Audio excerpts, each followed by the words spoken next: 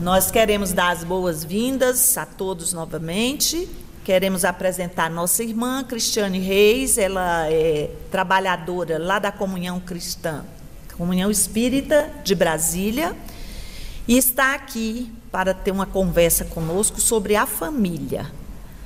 Que bom que nós temos irmãos que estão com essa predisposição. Então, esta palestra, ela inaugura as demais palestras que nós faremos ao longo deste ano e que se Deus quiser, nos próximos anos, na área da família, porque nós estamos com um trabalho direcionado à família, e principalmente à nossa família Saison, cada um de nós, membros dessa grande família, mas também aquela família que nós estamos lá colocados. Vamos, sempre que houver a oportunidade dessas palestras, convidá-los, para que estejam conosco também. Então, passamos a palavra aqui para a Cristiane. Você tem até 8h30, né? Boa noite a todos. Eu me alegro muito do convite que eu recebi, de conhecer a casa. Sebastião Marte, estou muito feliz de estar aqui com vocês e para falar de um tema que muito me agrada. E nós vamos começar de uma forma diferente esse nosso bate-papo. Nós vamos trazer uma lição extraída do livro Contos e Apólogos, do irmão Humberto de Campos, que ele nos narra que na antevéspera do Natal de 1856, Maria Augusta, uma senhora latifundiária, dona de vastas terras ali no Vale do Paraíba, chegava de uma longa excursão de quase um ano. Trazia ali amigos que estariam junto a ela para se deliciar da chegada dessa longa viagem. E ela senta no canto da sala, numa posição mais alta, e ali ela vai receber, ser saudada pelos seus 62 servos que trabalhavam na sua fazenda na condição de escravos. Todos queriam saudá-la. Passam um a um, dando a saudação: seja convosco nosso Senhor, sim, que assim seja, mas sempre com uma postura austera, diferente. E todos vão passando, são senhores judiados do tempo, crianças, mulheres cansadas, trabalhadores pesados daquelas terras, e eles passam todos diante dela. Mas no canto da sala, uma jovem mestiça chama a atenção por estar com 2 crianças recém-nascidas e ao lado dela um capataz que olha com olhar firme. Ela vai ser a última a saudar aquela senhora. Quando chega aquele momento que ela chega na frente da senhora Maria Augusta, antes mesmo que pronuncie qualquer palavra, a senhora diz a ela: Matilde, leve essas crias para a senzala e vá no terreiro, porque precisamos conversar. A jovem não titubeia, vai para o canto com as crianças. A senhora Maria Augusta sai daquele recinto com o capataz e vai falar com ele aos cochichos. Já ali fora, chega a jovem trêmula e vão as duas à frente, à beira do rio Paraíba. Era uma noite chuvosa, o rio estava caudaloso, e elas chegam ali e a senhora com austeridade olha para ela: diga-me, de quem são essas crias que nasceram no período que eu estive fora? Do Nhozinho, sinhá. Ah, maldita, como ousas! Meu filho não teria tamanha desconsideração por mim. Mas é verdade. Negue, negue. Não posso, Sinhá. Pois que audácia! Nunca mais verá essas crias. Nunca mais. Elas serão vendidas como escravas. E você, a partir de agora, está livre. Não, Sinhá, não faça isso. Não me separe dos meus filhos. Não ouse mais falar e cruzar as minhas vistas. Está livre. Com seu trabalho, pode comprar os direitos desses rebentos. Vá, atravesse o rio e suma dessa vida. Não, Sinhá, não me faça isso. E ao golpe de um chicote, logo ela se desequilibra e cai no rio caudaloso. Em poucos minutos, um corpo de mulher boia às margens do rio Paraíba. Passados 100 anos. Era véspera de Natal do ano de 1956. Eis que aí temos de novo a nossa personagem, Maria Augusta Correia da Silva, agora numa outra veste carnal. Não mais na condição de uma latifundiária, mas sim numa condição humilde. As lutas numa família com marido e filhos. E ela já estava inquieta com a aproximação do Natal, as dificuldades que estavam dentro do lar, muita humildade. Agora em Passa Quatro, no sul de Minas, ela passava as privações que outrora os seus escravos tinham na sua fazenda sob o seu manto, o seu comando. E ela ali com aquelas dificuldades, com os filhos, pensando na aproximação do Natal, mas a chuva começou a pesar na região. E caía cada vez mais torrencial aquela chuva sob aquele humilde lar, e foi adentrando o lar, e foi tomando conta do lar. Assustada, a família toda sai de dentro do lar, vão para fora, e rapidamente um tronco de árvore bate sobre Maria Augusta, que já tem outro nome, e ela é afastada dos seus filhos e maridos, e ela grita: Senhor, Senhor, valha-me Deus. E a água toma conta de tudo e arrasta com lama, e em poucos minutos é um corpo de mulher que se arrasta no barrento lamaçal que se formou pelas águas que caíam em Passa Quatro. Naquela noite, Maria Augusta quita seus débitos contraídos no Vale do Paraíba. A literatura espírita nos traz diversas situações e experiências de famílias, de pessoas que ocorrem para que a gente possa compreender que as coisas não acontecem ao acaso. As separações, as dores, as lutas, elas estão regidas pela lei de causa e efeito, e nós, por uma doutrina abençoada, compreendemos que nada tem um marco limitado do berço ao túmulo.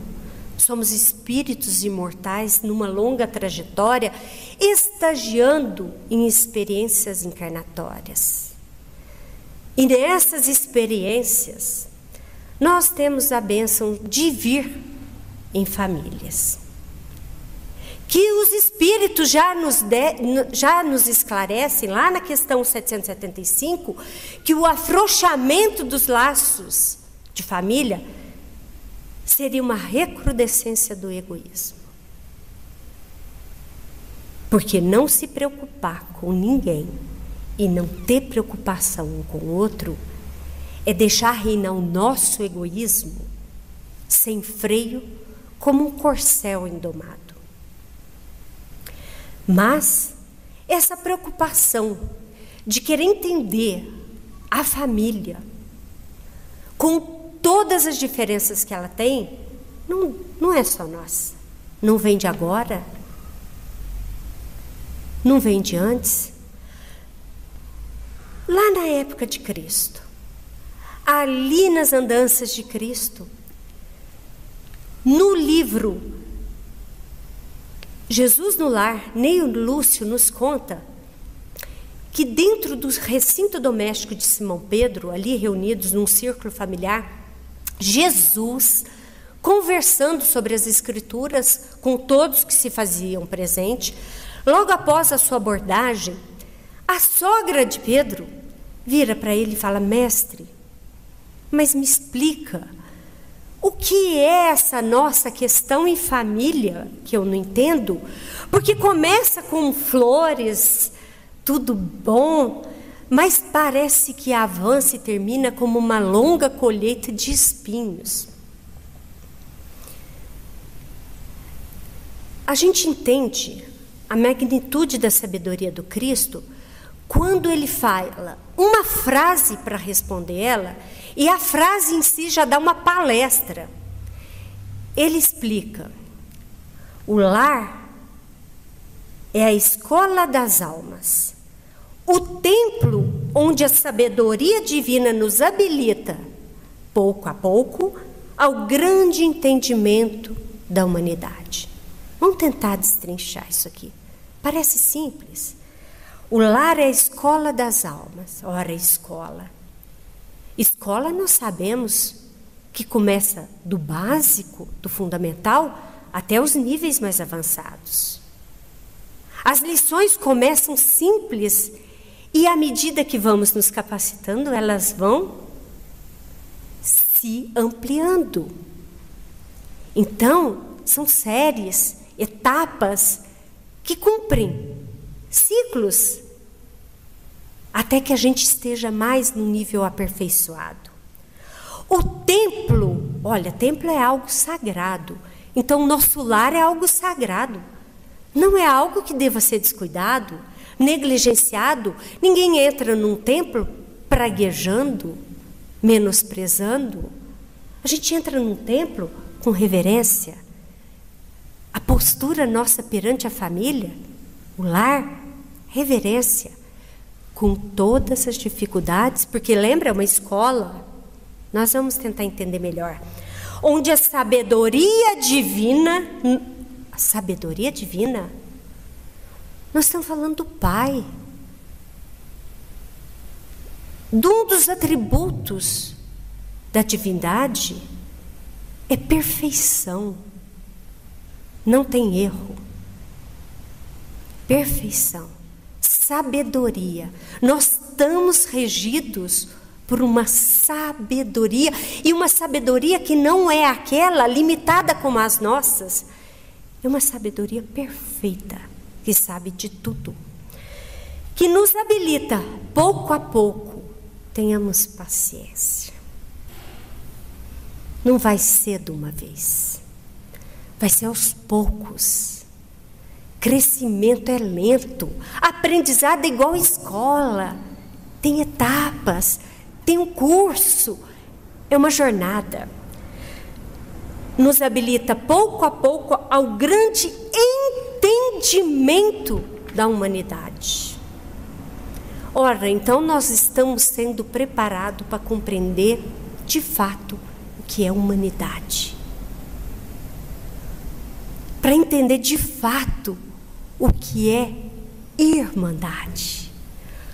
O que todos nós temos, qual o nosso papel perante Deus. Somos irmãos. E aí ele completa: o lar, isso Jesus, na maioria das vezes, é o cadinho santo, ou forno preparador. Cadinho santo. Quando a gente ouve cadinho, a gente fala assim: um cadinho, um pouquinho, alguma coisa assim. Não. Mas cadinho é um pote com um formato que facilita o manuseio, mas é um pote refratário, que ele suporta altas temperaturas. Ele é muito usado desde sempre, desde séculos, por alquimistas e ourives para a alquimia, a manipulação, a depuração dos metais. E é ali naquele cadinho, sob altas temperaturas, que vão se fundir os materiais, para que saia um novo elemento. Ali se depura, se mexe e vem mais a temperatura. Olha só, ela não acontece, essa transformação, em temperatura morna ou frio. Ela precisa de elevadas temperaturas e consegue-se um novo elemento, uma nova matéria dessa mistura.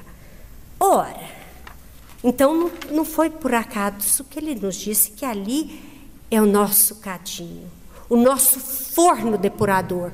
Ou seja, nós temos a família como o nosso cadinho. Preste atenção, o nosso cadinho, e a nossa existência na Terra, a nossa vinda, a nossa condição de encarnados, vai ser o quê? O nosso fogo, o nosso forno, que nós vamos colocar ali aqueles elementos dentro da família para se depurar, para transformar. E é interessante porque nós vamos ter nesse cadinho, imagina a família reunida. Primeiro que tem uma preparação fantástica para nós vermos, nada é aleatório.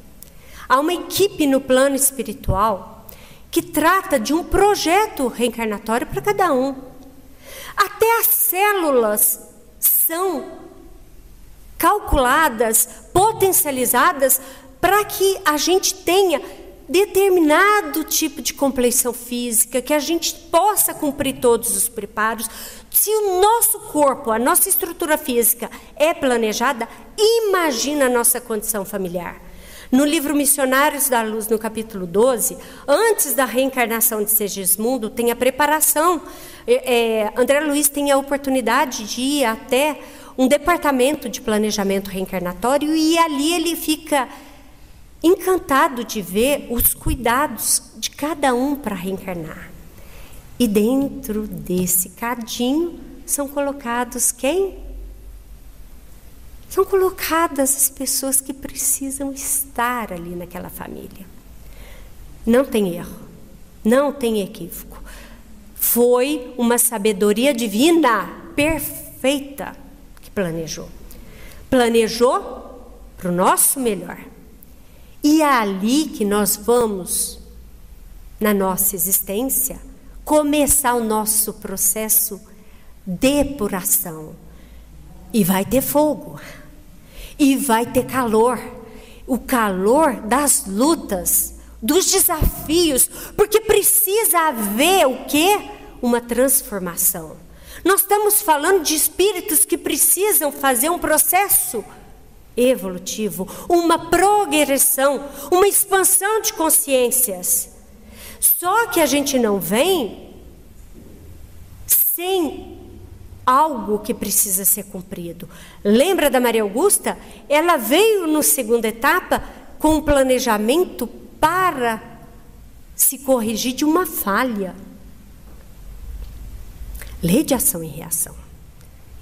Todos nós também temos processos de reajuste para fazer e conquistas a realizar.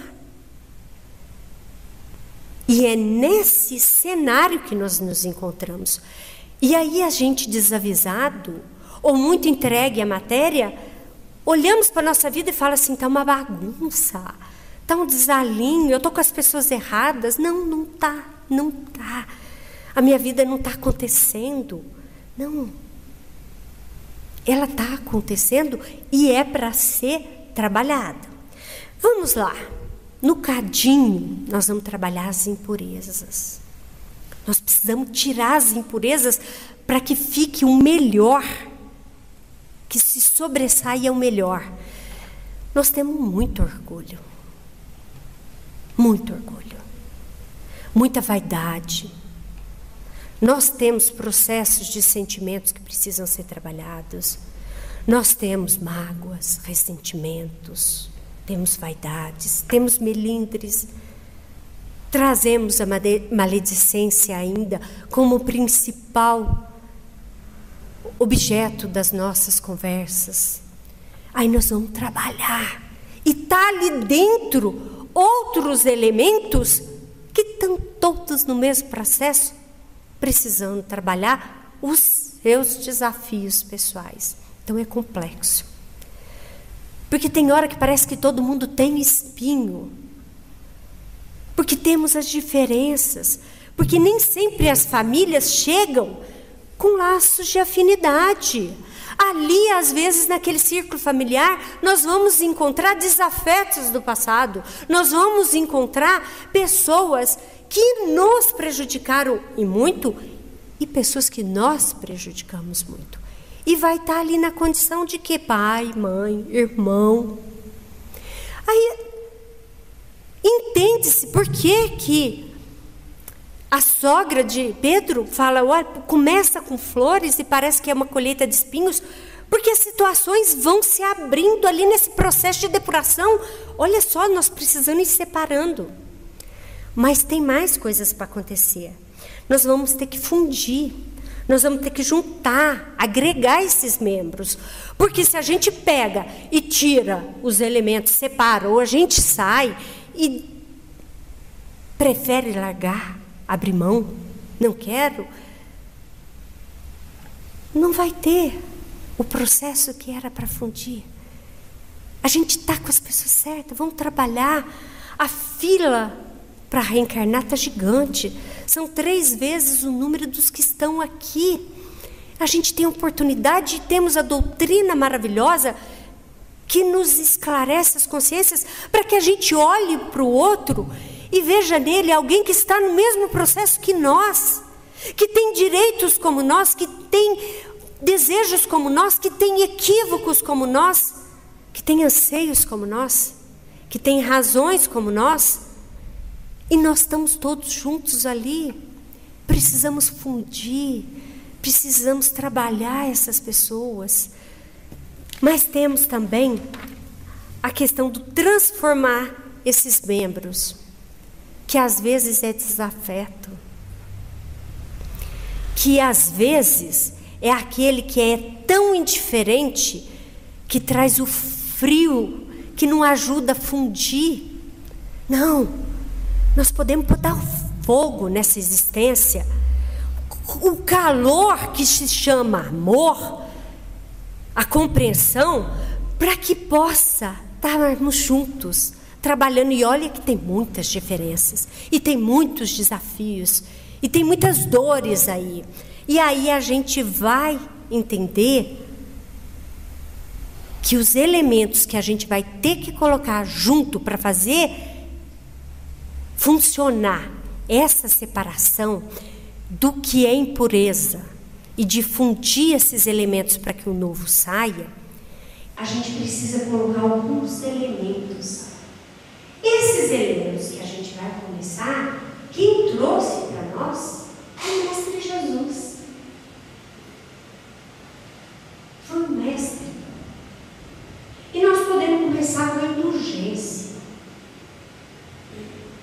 A indulgência é aquele sentimento que a gente olha para um filho amado e vê aquele equívoco e fala assim, não, ele está tentando e vai melhorar.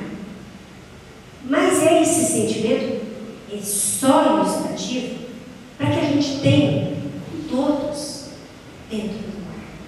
Porque às vezes a gente olha com um descaso e um descuido com o outro, que às vezes falou coisas que a gente não gosta, que se fez atos que a gente desabone, e a gente não vai olhar para ele com complacência, a gente vai olhar com julgamento, a gente vai olhar apontando o dedo, e isso afasta, isso desagrega. A indulgência pessoa que está tentando acertar como nós, que às vezes precisa de instrução daquele que tiver um pouco mais clareado naquele momento, que possa estar ali erguendo a mão. Olha, na família é um processo em que todos tentam se ajudar. Às vezes tem uns que não conseguem ajudar, porque lembra da escola evolutiva? Tem pessoas que estão ainda nas fases mais primárias, mas está aí junto com a gente. E alguém que está um pouco mais experimentado pode passar uma lição melhor, com mais amor. Tem o perdão. Por que o perdão está aqui como elemento? Porque a gente fala, muitas vezes, palavras que podem roubar a coragem e o ânimo de uma pessoa de viver o resto da vida. Às vezes a gente toma uma atitude que vai comprometer a reunião familiar por toda a existência. Às vezes a gente se sente tão ofendido que o nosso orgulho não suporta perdoar. E é ali que a gente vai. É aquele momento que a gente vai dar um novo sentido ao sentimento que estamos nutrindo. Que a gente vai olhar ou para a gente, porque às vezes a gente não se perdoa de algo que a gente promoveu, algum equívoco que a gente fez, e olhar para a gente e falar: não, eu estou na escola, eu ainda erro, mas eu não quero isso, eu vou me perdoar porque eu preciso seguir. E o mesmo olhar a gente vai ter para aquele que nos magoou e às vezes magoou severamente, e falar: no final nós estamos na jornada, nós precisamos seguir. E alguém já me deu o perdão para que eu pudesse estar aqui, e eu vou precisar fazer esse movimento de perdoar esse meu ente familiar, para que ele também siga. Porque é assim, a gente só segue quando nós estamos juntos. Senão a gente não vai compreender a finalidade suprema, que é compreender a humanidade, compreender o amor verdadeiro. É nos olhando, nos perdoando, nos dando a chance de seguir. E dói porque tem mágoa, tem orgulho ainda, mas tem que ter algo maior que isso tudo. E isso tudo a gente trabalha com potências que estão em nós, que é o pensamento e a vontade, o pensamento voltado ao alto, mais além, no amanhã que nós desejamos chegar, e a vontade de sair dessa condição primitiva que estamos e ir além, para que possamos estagiar em esferas, em séries mais evoluídas. Perseverança. Perseverança, porque muitas vezes, e esse equívoco vai nos surpreender, muitas vezes, a luta vai ser tão árdua que parece que não está evoluindo. Às vezes a gente encontra desafios dentro do lar tão grandes que a gente fala: parece que não está dando certo. Eu faço, não está surtindo efeito, está. O que para nós às vezes parece que não está surtindo efeito, às vezes mães que estão lutando com filhos com dependência, às vezes situações dentro de casa que a gente luta e parece que não estão acontecendo, não está evoluindo, o que para nós parece que não está surtindo efeito. Para a espiritualidade superior que está do alto dentro, ela fala: semente está sendo lançada.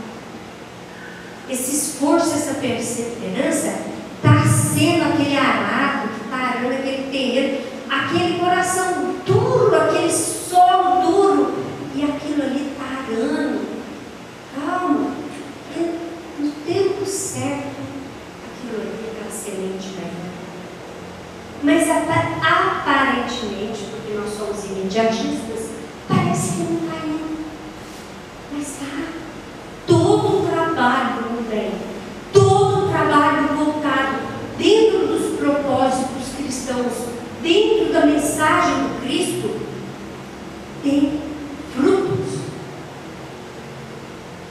Rende frutos, pode não render agora, mas ele vai render. Não é desperdiçado nenhuma atitude que é feita em prol dele. A fé. Vamos falar. A fé é aqui. Primeiro que ela precisa ser ensinada. Ela não está ali pronta. Ela tem que ter uma consciência de que nós estamos embalados pelo amor, tão envoltos nele, que todo fluido que nos contempla é o fluido do amor divino. Nós estamos permeados desse fluido e nós manipulamos esse fluido universal. Nós manipulamos com o pensamento, com a vontade. Por isso que muitas vezes a pessoa, eu quero, eu vou buscar, e luta, e move energia e esforço, as coisas vão acontecendo, porque existe uma conexão divina. Se a gente acha que o nosso Wi-Fi e as nossas redes são boas, imagina a conexão divina. Ela é perfeita. Nós nos sintonizamos com as esferas do alto e através dessa esfera os nossos pensamentos vão criando sintonia com outros emissários do amor, e eles vão nos inspirando soluções. De repente vem aquela ideia, e aí a gente consegue ter ideias de como proceder. A gente precisa trabalhar essa ideia. A gente precisa trabalhar esse pensamento de que nós manipulamos sim esse fluido, transformamos e também entramos nessa rede maior, que nela estaremos em contato com os benfeitores amados, com outros espíritos simpáticos, não só o nosso, mas da família, de outros membros da família, que vão nos trazer o quê? Inspirações de como proceder, de como agir, de como tomar uma decisão naquele momento. Mas também tem outros papéis que nós precisamos aprender, que é o verdadeiro amor. O amor primeiro, revestido de gratidão a Deus, de termos vindo para essa experiência, porque ela está cheia de propósito. Nós passamos por um processo que nós pedimos para estar aqui com essas pessoas nessa situação. E a partir dessa consciência, nós vamos trabalhar todo o que está à nossa volta, às vezes desagregados, às vezes com dificuldades imensas, e vamos colocar o que? O nosso amor. Colocar o nosso conhecimento que nós buscamos aqui, nessas reuniões fraternas, com esses esclarecimentos da doutrina, que permeiam toda a doutrina, e nós vamos buscar leituras edificantes, o trabalho da prece, esses encontros fraternos, para que a gente se sinta fortalecido das lutas, para que a gente possa olhar para cada um daqueles que estão estagiando juntos e ver ali as pessoas com as quais precisamos trabalhar laços de afinidades, fortalecer outros que às vezes estão com laços de adversidade, e a partir dali a gente criar realmente um processo depuratório onde as impurezas possam cada vez sendo retiradas. A gente tem um lar mais sadio, um lar mais bendito, um lar transformador e regenerador das nossas almas.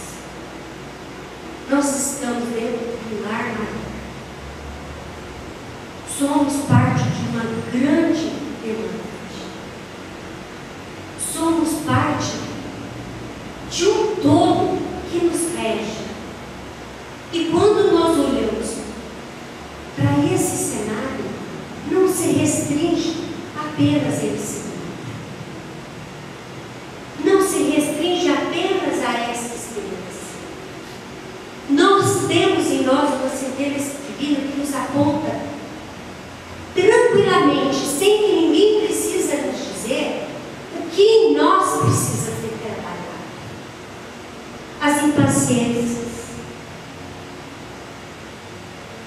o tratar no outro, as indiferenças, o apego excessivo, às vezes um apego excessivo até com filhos que às vezes desvirtuamos o próprio processo de crescimento do filho, porque trazemos ali um excesso de zelo que vai trazer dificuldades.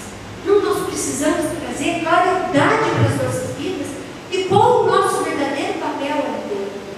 Os irmãos, os pais, aqueles que vieram para a família às vezes como supridores da família, os agregados que nos chegam,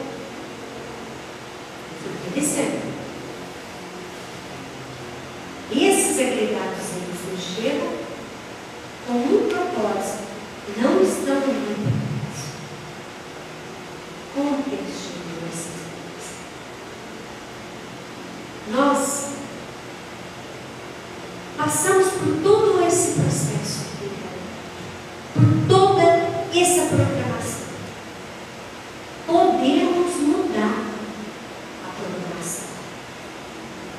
Podemos dar um novo destino. Recentemente eu ouvi uma fala do Haroldo Dutra, que ele diz que muitas vezes a gente pega a programação que foi feita no plano espiritual e a gente fica como aquele GPS que a gente coloca a rota, programa, e no meio do caminho a gente fala assim, não, eu não vou virar. O GPS vira, reprogramando a rota. Reprogramando o trajeto. A gente às vezes vai mudar a rota. Às vezes a gente vai mudar, mas não quer seguir por esse caminho. A gente vai desviar. Isso vai acontecer porque nós não estamos numa escola e muitas vezes nós podemos ser alunos recalcitrantes. Podemos ser aquelas pessoas que estão tão atreladas aos atavismos passados, tão acostumados a repetir as mesmas lições que a gente precisa, às vezes, reprogramar todo. Muda tudo. Fazemos um novo projeto e a partir dali a gente vai ter uma nova rota, que a gente vai ter que cuidar da outra. Incansáveis vezes nós equivocamos. Tem até aquela historinha de 5 capítulos que todos já podem ter ouvido, mas eu nunca me canso de contar. Ela é uma historinha simples de 5 capítulos. Eu caminhava numa rua, avistei um buraco, segui em frente, distraí, caí no buraco. Chorei muito, sofri muito sacrifício, saí do buraco. Capítulo 2, caminhava pela mesma rua, avistei o mesmo buraco, segui em frente, distraído, caí no buraco. Chorei muito, sofri muito sacrifício, saí do buraco. Capítulo 3, caminhar pela mesma rua, avistei o mesmo buraco, eu conheço esse buraco. Mostrei em frente, meu Deus, caí no buraco. Mas agora, vou sair rápido. Eu já conheço esse buraco sem buscar.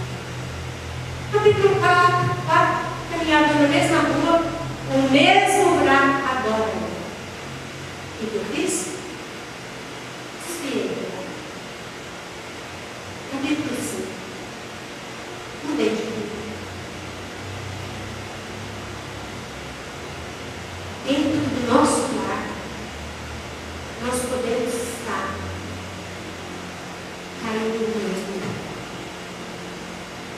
os mesmos erros.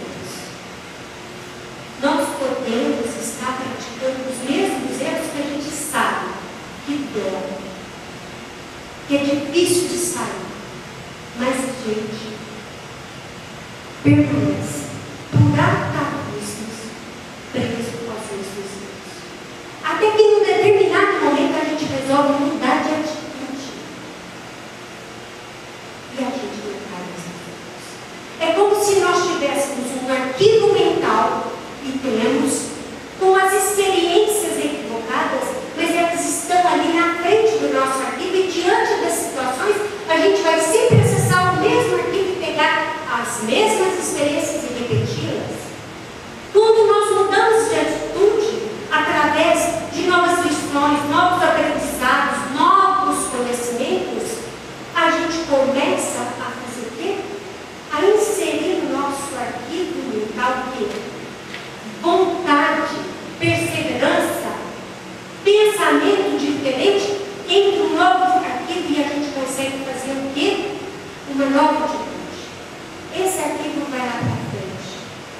Aos poucos, essas experiências equivocadas vão para o nosso arquivo mental para trás e elas vão ficando cada vez mais distantes, porque nós vamos inserindo novas experiências nas nossas vidas que são mais valiosas, que são mais edificantes, que são mais doces. São essas que nós precisamos. Nós precisamos colocar essas novas experiências. E estamos aqui para isso, reunidos neste momento, sobre uma doutrina abençoada, nos ensinamentos do Mestre, para que a gente possa colher esses ensinamentos e modificar as nossas experiências.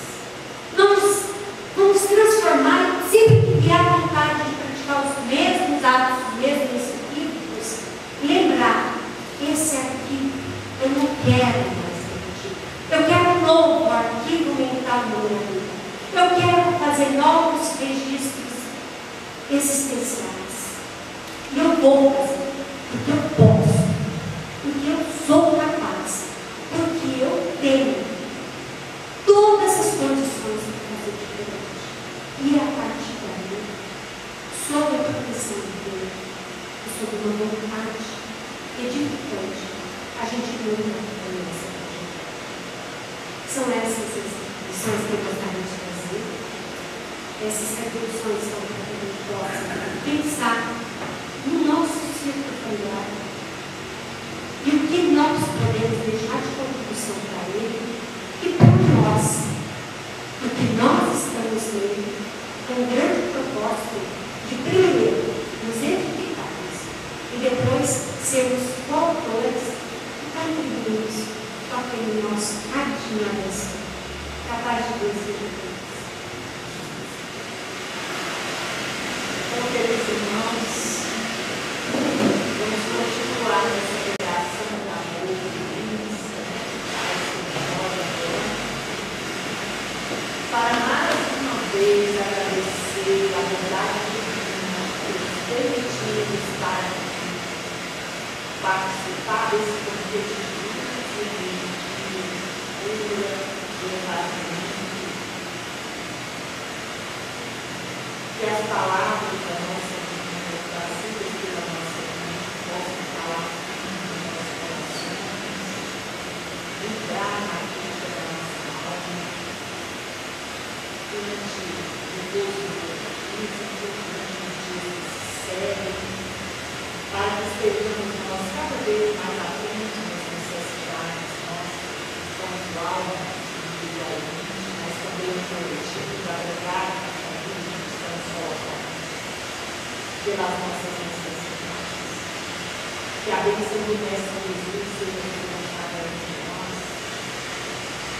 E também, Senhor, abençoe a todos os nossos irmãos, os nossos grupos familiares mais estreitos, mas também nesta parte da humanidade, que são irmãos nossos, Jesus. E assim nós pedimos a permissão dos nossos amigos, trabalhadores da casa, do Mestre Jesus, de Deus nosso Pai, para darmos uma encerrada